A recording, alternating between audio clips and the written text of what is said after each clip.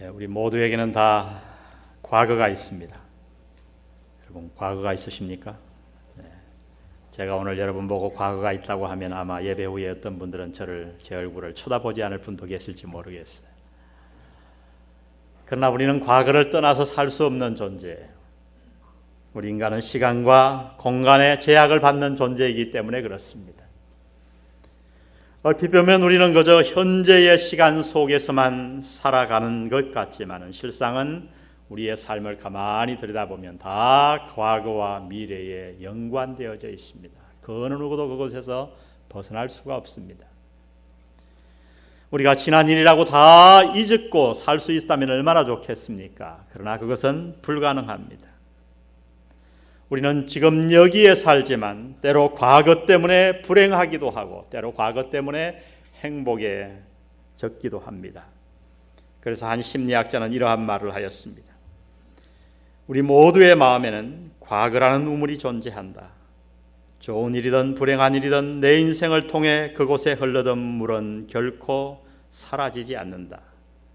이제 그곳에서 어떤 물을 퍼 올릴 것인가는 당신의 몫이다.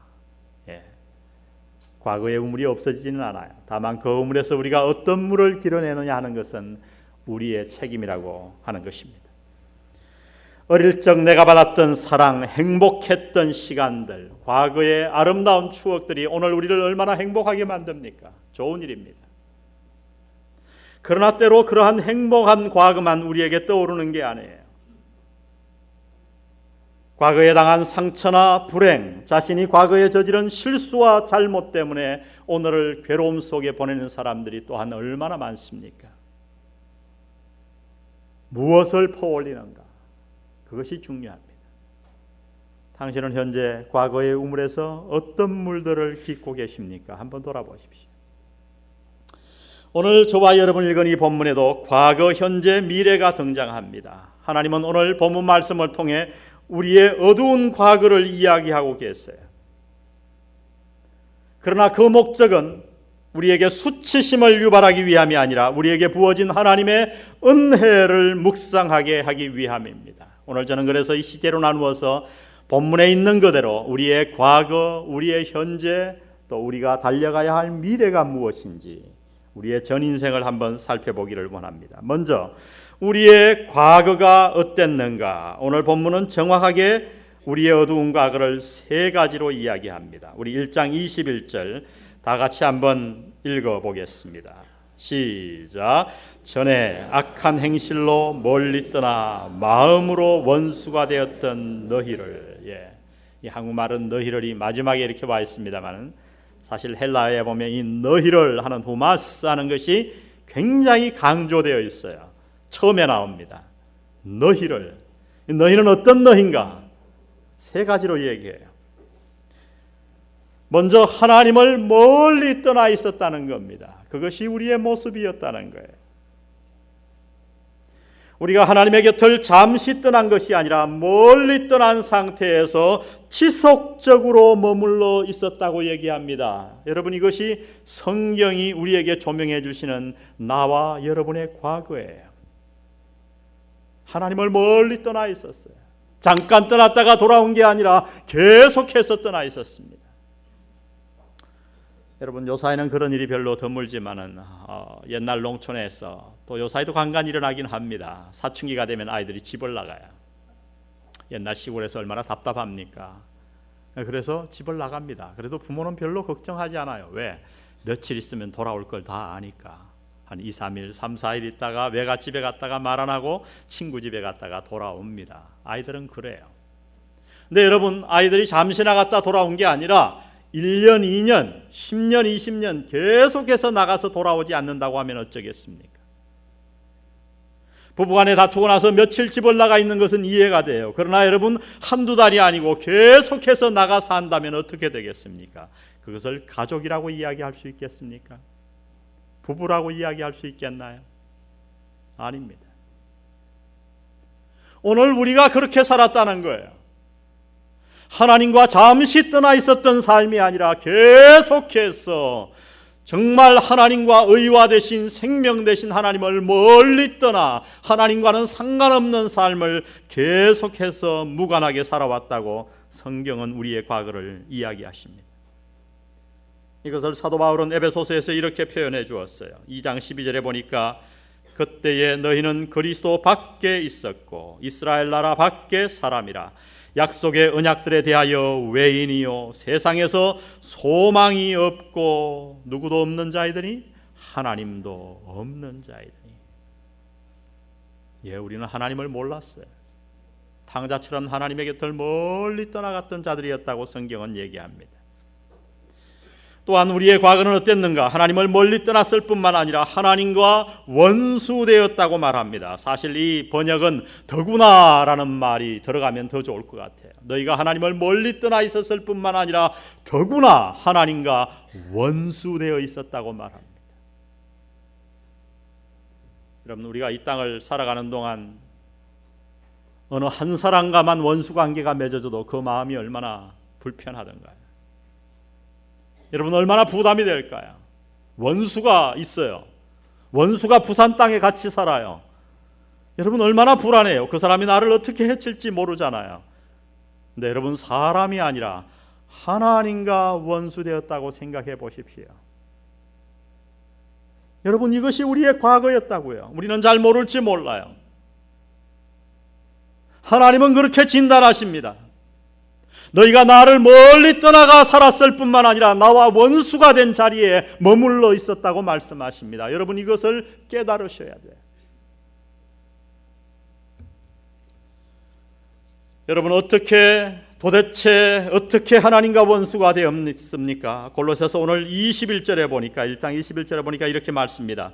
전에 악한 행실로 멀리 떠나 마음으로 원수가 되었던 너희를. 어떻게 하나님과 원수가 되었다고요? 마음으로. 여러분, 이 단어가 굉장히 중요해요. 무슨 뜻입니까? 우리의 생각과 판단이 완전히 부패되어 있었다는 겁니다. 내 모든 지성과 내 인격이 완전히 구부러져서 하나님이 생각하시는 것을 반대하며 거스리는 상태를 이야기한 거예요. 내가 굉장히 의로운 것 같아요. 나는 착한 것 같아요. 그러나 하나님 보시기에 내 모든 판단은 이기적이에요. 의와 불의도 내 마음에 달려있는 것이지 하나님의 공의로 판단하지 않아요. 내 기분과 내 모든 것이 내가 주인이에요. 내 생각은 완전히 구부러져 있었어요. 여러분, 이렇게 잘못된 마음, 그 상태를 하나님은 원수되었다고 표현합니다. 하나님과 반대의 자리에 서서 언제나 판단하고 말하는 상태에 있었다는 거예요. 여러분, 예레미야 선지자는 이러한 우리의 마음에 대해서 무엇라고 얘기하는가? 예레미야 17장 9절에 보니까 이렇게 말씀합니다. 만물보다 거짓되고 심히 부패한 것은 마음이라 누가 능히 이를 알리요. 우리는 모르지만 우리의 마음이 그렇게 부패되어 있었어요. 내가 말이죠. 여러분, 이 깨달음이 있는 것이 너무너무 중요해요. 내가 그런 자리에 있었다고 하는 것 말이죠. 로마서에서 바울은 하나님을 멀리 떠난 인간의 상태를 설명하면서 이렇게 말했습니다. 로마서 1장 21절에 보니까 하나님을 알되 하나님으로 영화롭게도 아니하며 감사치도 아니하고 오히려 그 생각이 허망하여지며 미련한 마음이 어두워졌나니 스스로 지혜 있다 하나 우둔하게 되어 썩어지지 아니하는 하나님의 영광을 썩어질 사람과 금수와 버러지 형상의 우상으로 바꾸었느니라. 우리가 하나님의 형상으로 창조되었는데 하나님의 의를 구해야 되는데 늘 우상과 이 땅에 보이는 물질적인 것, 사라지는 것만 알고 쫓아가게 바꾸어 살고 있었습니다. 여러분, 이것이 하나님과 원수가 아니면 무엇이겠습니까? 이것이 성경이 말하는 우리의 과거예요. 우리는 하나님을 멀리 떠나 있었고 하나님과 원수되었을 뿐만 아니라 마지막에 오늘 본문에 보니까 우리는 과거에 악한 행실을 행하고 있었습니다. 마음이 하나님을 떠나 있고 그 생각이 허망함에 빠져 있었기 때문에 악한 행실은 너무나 뒤따라오는 자연스러운 결과일 것입니다. 하나님은 우리의 악한 행실을 이렇게 표현해 주셨어요. 로마서 1장에 보니까 또한 저희가 마음에 하나님 두기를 싫어하며 하나님께서 저희를 그 상실한 마음대로 내어버려 두사 하나님과 원수된 상태로 내어버려 두사 합당치 못한 일을 하게 하셨으니 내가 도대체 뭐가 그렇게 악한가? 여러분 우리 마음에 있는 걸 한번 들여다볼까요? 29절 보세요. 곧 모든 불의, 추악, 탐욕, 악의가 가득한 자요 시기, 살인, 분쟁, 사기, 악독이 가득한 자요 수군수군하는 자요 비방하는 자요 하나님의 미워하시는 자요 능욕하는 자요 교만한 자요 자랑하는 자요 악을 도모하는 자요 부모를 거역하는 자요 우매한 자요 배약하는 자요 무정한 자요 무자비한 자라. 여러분 남의 얘기인 것 같습니까? 이것이 우리의 과거였어요. 이 모습은 여전히 우리 안에 육신 안에 남아 있어요. 성경은 우리에게 이러한 우리의 과거를 기억하라 말씀합니다.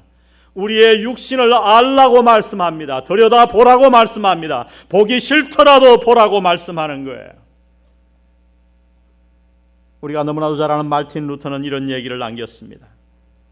나는 하나님께서 나의 모든 과거의 죄를 용서하신 것 그리고 그 용서하신 죄를 기억하지 않으신다는 것을 믿는다. 그러나 나는 그 과거를 잊지 못하겠노라. 무슨 얘기일까요? 하나님의 용서를 받아들이지 못하겠다는 뜻일까요? 아니에요. 루터는 하나님의 용서를 믿었어요. 믿음으로 구원받는 걸 믿었어요. 그는 하나님 앞에 용서를 얻기 위해서 과거의 죄를 사함받기 위해 얼마나 율법적으로 노력했는지 몰라요. 성전에 있는 99계단을 매일 무릎으로 걸어 올라갔어요. 무릎에 피가 났어요. 금식도 해봤어요. 별의별 고행을 다 해봤지만 과거의 죄가 살아나지 않았어요. 사라지지 않았어요. 그러던 어느 날 로마서를 읽다가 믿음으로 의롭다 하심을 믿음으로 제사함 받는 이 놀라운 은혜를 깨닫고 그는 종교개혁에 앞장서게 된 거예요. 그런 그가 남긴 말입니다. 무슨 뜻일까요? 하나님의 용서를 의심하여서가 아니라 하나님의 은혜가 너무도 감격스러워서 하나님의 은혜를 더 깊이 깨닫기 위해 그는 과거의 자신의 상태를 잊지 않고 기억하고 있다고 하는 것입니다. 아니 기억하겠다고 하는 그의 결심이에요. 여러분 이것이 바로 성경이 말씀하는 포인트입니다. 이것이 바로 우리가 과거를 우리의 어두운 과거를 날마다 기억해야 할 이유입니다. 그래서 스펄전은 말하기를 우리가 하루에 한 번 천국을 바라본다면 하루에 2번 지옥을 바라보아야 한다고 그래야 천국의 귀함이 하나님의 은혜가 깨달아진다고 우리에게 이야기한 거예요. 이것이 여러분 오늘 본문의 내용입니다. 우리는 과거에 어땠습니까? 구원받기 전에 하나님과 멀리 떨어져 있었고 마음으로 하나님과 원수되어 있었고 악한 행실에 젖어 있었습니다. 여러분 이것이 우리의 과거예요. 이렇게 소망도 없고 하나님도 없이 살았던 우리에게 어떤 일이 생겼습니까? 우리에게 놀라운 일이 생겨났어요. 우리의 현재가 놀랍게 바뀌었습니다. 그 변화를 골로새서 1장 22절은 이렇게 기록했습니다. 그러나라는 단어가 빠졌는데요. 그러나 이제는 그의 육체의 죽음으로 말미암아 어떻게 하사? 화목해 하사. 예수를 믿은 저와 여러분에게 놀라운 변화가 생겼습니다. 그것은 하나님으로부터 멀리 떨어져 지내며 하나님과 원수되었던 우리가 이제 하나님과 화목하게 된 것입니다. 어떻게 이런 일이 일어났는가? 우리의 마음과 생각이 바뀌어졌기 때문일까요? 우리의 행실이 과거보다 나아졌기 때문에 이런 일이 일어났을까요? 아닙니다. 성경은 말씀하십니다. 오늘 22절에 보니까 그러나 이제는 그의 육체의 죽음으로 말미암아 화목해 하사. 그의 육체의 죽음으로. 우리가 지난주에 공부한 1장 20절은 이 말씀을 이렇게 표현해 주었어요. 그의 십자가의 피로 화평을 이루사. 할렐루야. 그의 육체의 죽음이나 십자가의 피, 이것은 어떤 용어냐 하면 여러분 구약 성경을 읽으면 금방 알게 될 거예요. 제사 제도에 쓰여지는 용어였습니다. 우리가 아는 대로 구약 시대에는 수많은 양들과 짐승들이 백성들의 죄를 대신해서 죽어갔습니다. 그 장면을 한번 머리로 상상해 보세요. 아무 잘못도 없는 내가 집에서 키우던 그 어린 양을 데리고 옵니다. 양은 반항하지 않아요. 그러나 자기의 죽을 그 모습을 알아요. 직감합니다. 끌려와요. 거기에서 목을 자릅니다. 각을 다 뜨고 제단 앞에 태워버리는 거예요. 그 양이 피를 흘림으로 내가 죽어야 할 그 자리에 내가 흘려야 할 그 피를 양이 대신 흘림으로 하나님은 내 죄를 사해 주시곤 했습니다.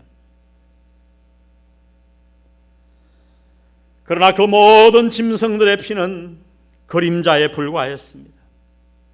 하나님은 우리 인류의 죄를 위해 한 피를 예비해 놓으셨어요. 그 피가 다름 아닌 예수 그리스도의 피였습니다. 그래서 메시아를 소개하는 사명을 띠고 이 땅에 태어난 침례 요한은 예수님을 보고 보라 세상 죄를 지고 가는 하나님의 어린 양이로다, 예수님을 향하여 그렇게 외쳤던 거예요. 이사야는 이 장면을 700년 전에 미리 내다보고 이렇게 말했습니다.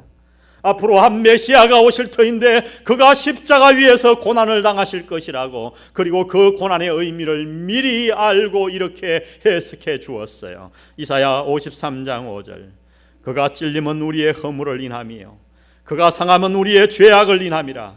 그가 징계를 받음으로 우리가 평화를 누리고 그가 채찍에 맞음으로 우리가 나음을 입었도다. 우리의 마음이 치유되고 하나님과 우리의 관계가 회복된 것은 바로 예수 그리스도의 피 흘리심 때문이었다고 말씀합니다. 그래서 베드로전서 1장 18절은 이렇게 이야기합니다. 너희가 알거니와 너희 조상의 유전한 망령된 행실에서 구속된 것은 은이나 금같이 없어질 것으로 한 것이 아니요 오직 흠없고 점없는 어린 양 같은 그리스도의 보배로운 피로 한 것이니라. 할렐루야. 우리의 행실이 아닙니다. 우리의 공로가 아닙니다. 내가 하나님을 찾아간 것이 아니요 하나님이 나를 먼저 사랑하셨어요. 하나님을 멀리 떠나 살고 있던 우리, 하나님과 원수된 마음을 가지고 살고 있던 우리, 악한 행실에 젖어 있어서 멸망의 길로 달려가고 있던 우리를 위해 하나님께서 하늘 보좌 버리시고 이 땅에 오셔서 피를 흘리심으로 우리의 죄값을 다 갚으셨어요. 그 순간 하나님과 원수되었던 저와 여러분이 하나님과 화목을 얻은 줄로 믿습니다. 이것이 복음이에요. 여러분 찬송가를 보세요. 이러한 찬양을 한 곳이 얼마나 많은지. 우리가 늘 부르던 찬양 가운데 찬송가 202장 우리 다 같이 한번 불러볼까요? 죄에서 자유를 얻게 함은 보혈의 능력. 죄에서 자유를 얻게 함은 보혈의 능력. 주의 보혈 시험을 이기는 승리되니 참 놀라운 능력이로다. 주의 보혈 능력이 있도다. 주의 피 믿어. 주의 보혈 그 어린 양의 매우 귀중한 피로다. 3절입니다. 눈보다 더 희게 밝히는 것 주의 보혈 부정한 모든 것 밝히시니 참 놀라운 능력이로다. 아멘. 주의 보혈 능력이 있도다. 주의 피 믿어. 주의 보혈 그 어린 양의 매우 귀중한 피로다. 주의 보혈 주의 보혈 능력이 있도다. 주의 피 믿어. 보혈 그 어린 양의 매우 귀중한 피로다. 여러분, 주의 보혈을 믿습니까? 하나님과 원수되었던 저와 여러분을, 하나님을 멀리 떠나 계속해서 살아가서 악한 행실에 젖어 멸망의 길로 달려가고 있던 저와 여러분을 하나님은 그 과거를 청산하시고 우리에게 놀라운 현재를 가져다 주셨어요. 우리에게 소망이 있음은 내 공로로 우리가 구원받은 것이 아니기 때문에 예수 그리스도의 피가 우리의 모든 죄를 사하신 줄 믿습니다. 그리스도의 보배로우신 피가 우리의 과거를 청산하신 것입니다. 여러분, 그 결과 우리는 어떻게 되었어요? 하나님의 자녀가 되었어요. 의롭다함을 얻었어요. 하나님과 화목하게 되었어요. 떳떳이 보좌 앞에 나아가 하나님을 향해 기도할 수 있을 뿐만 아니라 하나님을 나의 아버지라 부를 수 있었어요. 아들의 신분으로 아버지에게 이야기할 수 있습니다. 요청할 수 있습니다. 응석을 부릴 수 있습니다. 우리에게 영생이 생겼고 우리의 놀라운 천국이 나의 것이 된 줄로 믿습니다. 여러분, 이것이 우리의 과거와 현재예요. 그러면 우리의 미래는 어떻게 펼쳐질까요? 예수 그리스도의 피의 공로로 말미암아 우리는 이제 죄 사함 받고 하나님과 화목하게 되었어요. 그러면 이제 이것으로 우리의 삶은 완성된 것일까요? 아닙니다. 오늘 본문은 우리의 삶에서 매우 중요한 사실 한 가지를 설명해 주고 있어요. 사실 이것이 오늘 본문의 핵심 내용입니다. 그 내용이 1장 22절에 기록되어 있는데 우리 다 같이 한번 읽어보겠습니다. 시작.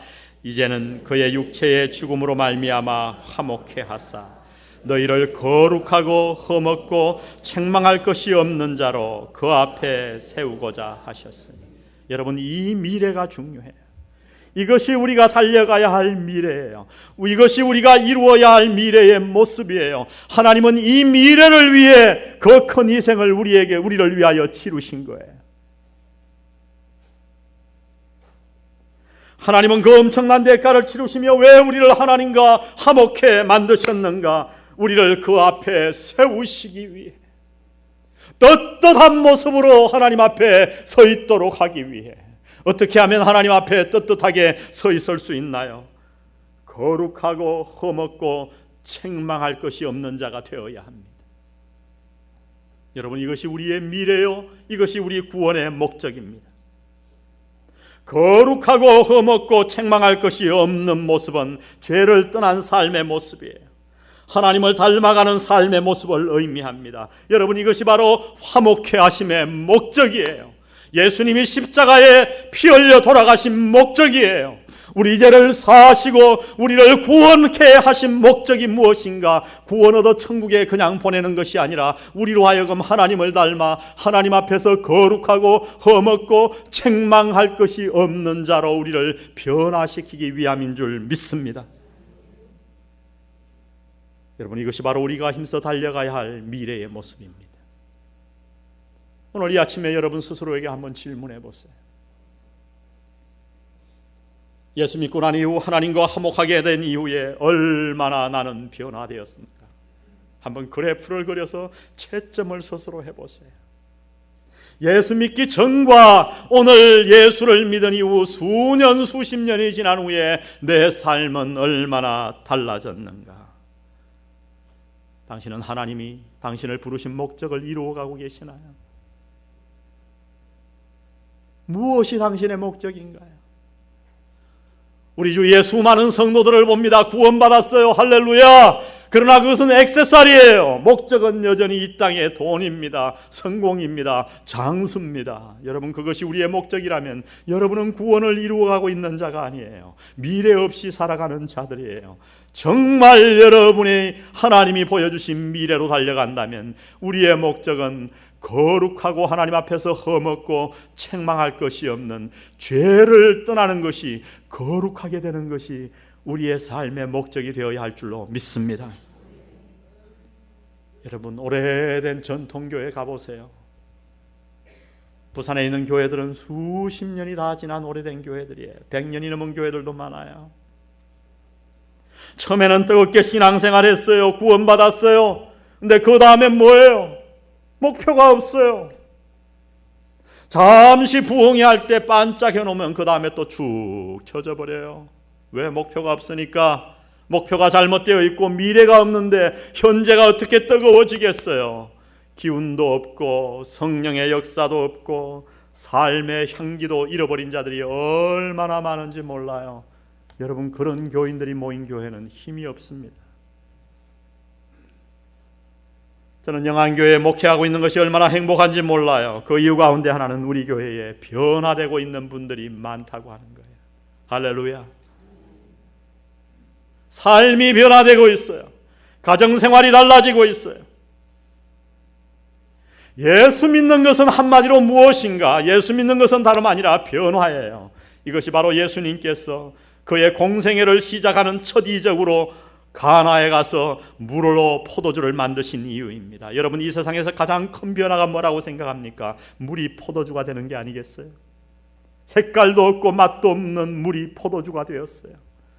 왜 예수님은 첫 번째 이적으로 이것을 행하셨는가? 예수님의 메시지는 이거예요. 이렇게 말씀하는 것 같아요. 얘들아, 지금부터 내가 이 땅에서 시작하려고 하는 나의 사역의 요점과 핵심이 뭔지 아니? 바로 이거야. 물이 포도주가 되는 거야. 변화되는 거야. 할렐루야. 과거에 급했던 내 성격이, 과거에 형편없었던 내 인격이, 하나님을 몰랐던 있었던 내 마음이, 하나님과 원수되어 부패되어 있던 내 생각이 하나님을 만나고 나서 날마다 한 해 한 해 살아가면서 내 육신은 늙을지 몰라도 내 안에 거룩함이 창조되는 것, 내 말이 순화되고 내 가정생활이 달라지고 내 주위의 사람들을, 이웃을 대하는 태도가 달라지고 인생관과 가치관이 하나님을 닮아가는 것, 여러분, 이것이 바로 우리의 미래예요. 우리가 걸어가야 할 미래입니다. 우리는 이 땅에서 변화되어야 할 줄로 믿습니다. 우리 옆 사람 보고 한번 이렇게 인사합시다. 변화되십시다.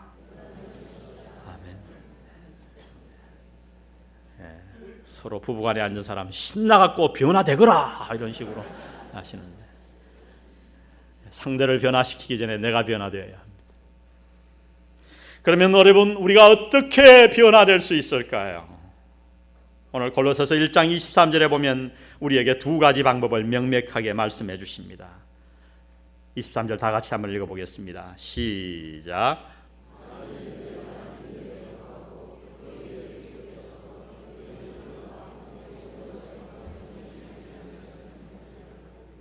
첫 번째, 좋습니다. 첫 번째, 믿음에 거하라.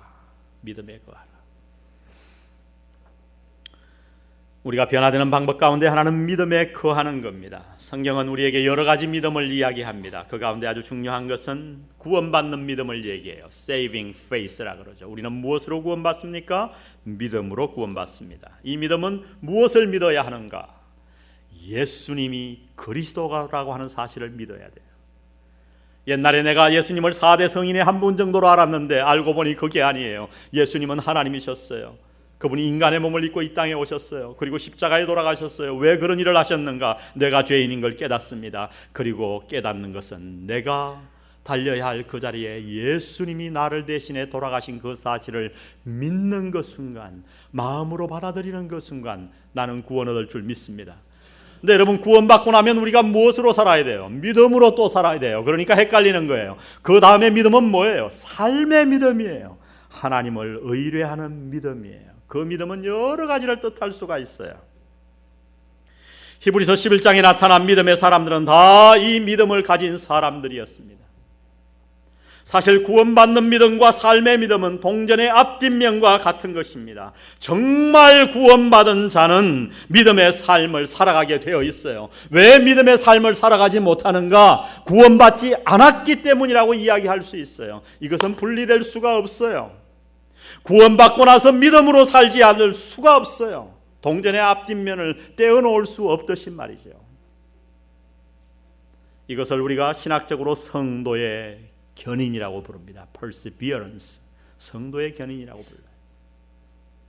참 믿음을 소유한 자는 그 믿음에 합당하게 변화되어 간다는 것입니다. 그러므로 우리가 진정으로 구원받았다면, 진정으로 하나님과 화목하게 되었다면 이제부터는 믿음의 삶을 살아내야 합니다. 믿음 안에 거해야 합니다. 우리의 하루하루를 그분을 신뢰하며 살아갈 때 우리의 삶은 거룩해지고 흠이 없어지고 책망할 것이 없는 자로 하나님 앞에 서게 될 거예요. 이것이 우리 그리스도인들의 목표가 되어야 돼요. 예수님은 거한다는 얘기를 많이 했어요. 나는 포도나무여 너희는 가지니 너희가 내 안에 거하거라. 그러면 열매를 맺으리라. 믿음 안에 거하라.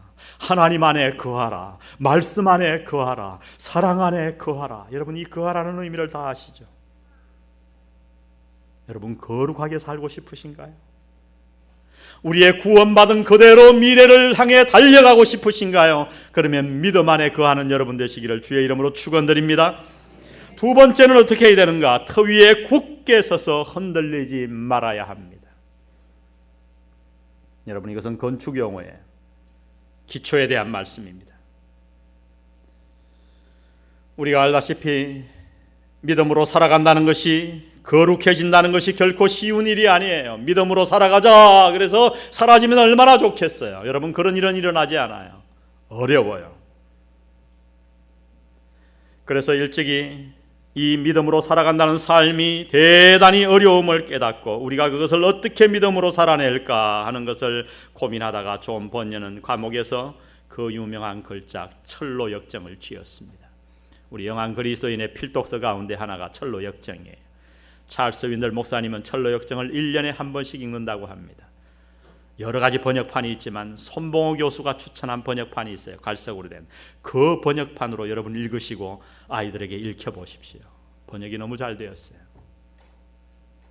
성경책 다음으로 많이 읽어야 될 책이 있다면 여전히 철로 역정이에요. 얼마나 재밌는지 몰라요. 저는 우리 강진이가 어렸을 때 침대에서 하루에 한 챕터씩 부부간에 돌아가면서 그 이야기를 읽어주고 이야기해 줬어요. 그러다가 우리 아이는 잠들었어요. 여러분, 철로 역정을 읽어보십시오. 우리의 신앙생활이 얼마나 쉽지 않음을 우리는 깨닫게 됩니다. 거룩한 삶은 저절로 이루어지지 않아요. 때로 나태함과 싸워야 하고, 절망의 늪을 건너야 하고, 때로 자만과 교만의 강을 건너야 하며, 때로 불신과 의심의 계곡을 지나야 합니다. 여러분, 목사인 저는 처질 데가 없는 것 같습니까? 아니요. 이렇게 여름이 오고, 아니 계절에 상관없이 때로 목회하다가 보면 설교하기도 싫을 때가 있어요. 다 마음이 처질 때가 있어요. 이 박 목사가 너무 솔직해서 항상 탈인데 그럴 때가 있어요. 그럼 어떡합니까? 과거에 저는 번쩍하는 것을 찾아다녔어요. 기도원도 가보고, 교인들이 처졌다 싶으면 저도 방법을 알아요. 프로그램을 동원해서 돌리는 거예요. 뺑뺑이를 돌립니다. 부흥회를 합니다. 여러분, 그것도 하나의 방법이 될 수 있을지 몰라도, 그러나 하나님은 그렇게 우리에게 말씀하지 않아요. 우리 영혼이 처질 때 어떻게 해야 됩니까? 우리는 한 가지를 해야 합니다. 우리가 정말 올바른 복음을 받았다면 그 복음에 흔들리지 말고 굳게 서 있어야 할 줄로 믿습니다. 여러분, 복음에 굳게 서 있을 때 때로 내 마음이 다운되고 내 신앙이 낮아지는 것 같지만 복음에 굳게 서서 흔들리지 않고 이를 악물고 서 있어 보세요. 그 다음에 놀라운 성령의 역사가 우리를 더 높은 곳으로 성숙시킬 줄 믿습니다. 인내해야 합니다. 아브라함과 같이, 욥과 같이 우리는 굳게 서 있어야 돼요. 다른 방법이 없어요. 천국에 가본 사람이 별로 없습니다만은 천국에 대한 이야기가 우리 주위에서 많이 나돌고 있습니다. 그 중에 재미있는 이야기 하나, 평신도들이 가장 좋아하는 이야기 제가 하나 들려드릴까요? 옛날 천국에 집사님이 올라가셨어요. 예수님이 앉아 계시다가 이렇게 보좌에서 손을 내미시고 악수해 주셨습니다. 조금 있다가 자기가 목회하던 신앙생활하던 교회 담임 목사님이 올라오셨어요. 그러니까 예수님이 보좌에서 벌떡 일어나 나가서 그를 꽉 껴안아 주셨어요. 집사님 마음에 굉장히 섭섭함이 생겼습니다. 교회 신앙생활 할 때도 늘 목사님은 존경받고 나는 허드렛 일만 했는데 예수님도 나를 차별하시나. 그렇게 실망한 얼굴을 보더니 옆에 있던 베드로가 그것을 알아차리고 설명해 줬어요. 옆구리를 찌르며 그게 아니야. 뭡니까 그럼? 수없는 성도들이 올라왔는데 오늘 목사님이 처음 오셨거든.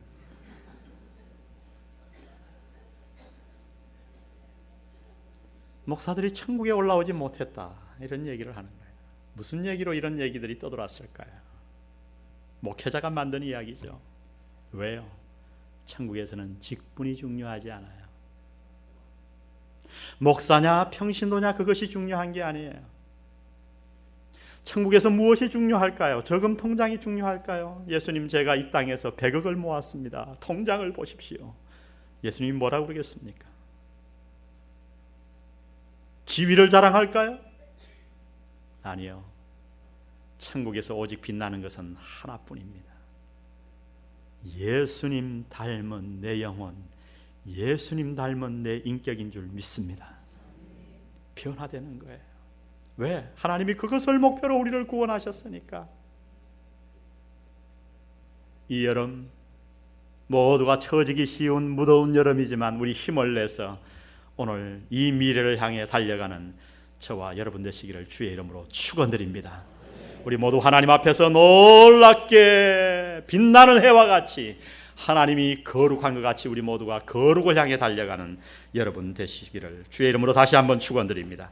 우리 한번 다시 다 같이 자리에서 일어나셔서 우리 오늘 이 말씀 생각하시면서 굳게 서 있기를 다짐하면서 찬송가 399장 부르고 오늘 말씀 마치겠습니다. 399장.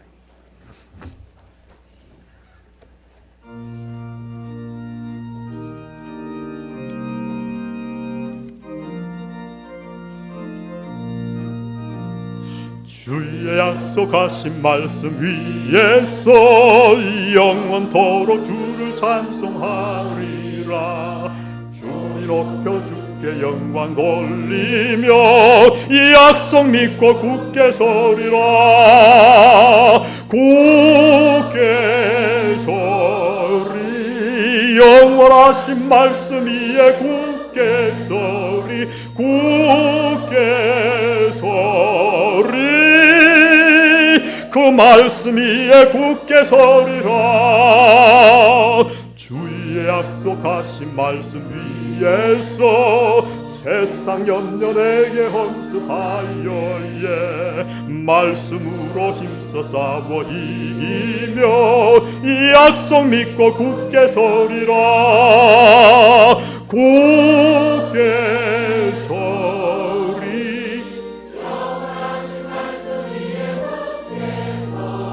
굳게 서리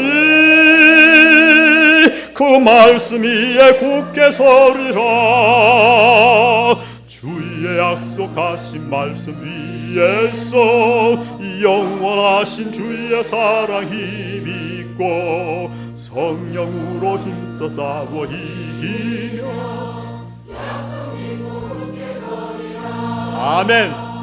굳게 서리 영원하신 말씀 위에 굳게 서리 굳게 서리 그 말씀 위에 굳게 서리라. 주의 약속하신 말씀 위에서 성령 인도하는 대로 행하며 주님 품에 항상 안식 거두며 약속 믿고 굳게 서리라. 굳게 서리 굳게 서리 영원하신 말씀 위에 굳게 서리 굳게 서리 그 말씀 위에 굳게 서리라.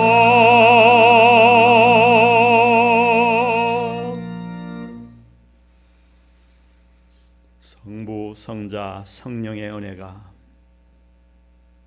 오늘도 우리의 그 기가 막힌 과거를 기억하며 하나님이 우리에게 베푸신 그 놀라운 구원을 묵상하며 이제 우리에게 남겨진 하나님이 부탁하신 저 거룩한 흠없는 책망받을 것이 없는 아름다운 미래를 향해 굳건히 달려나가기로 작정하는 우리 영한 성도들 머리 위에 지금부터 영원히 함께 하시기를 예수님의 이름으로 간절히 축원하옵나이다.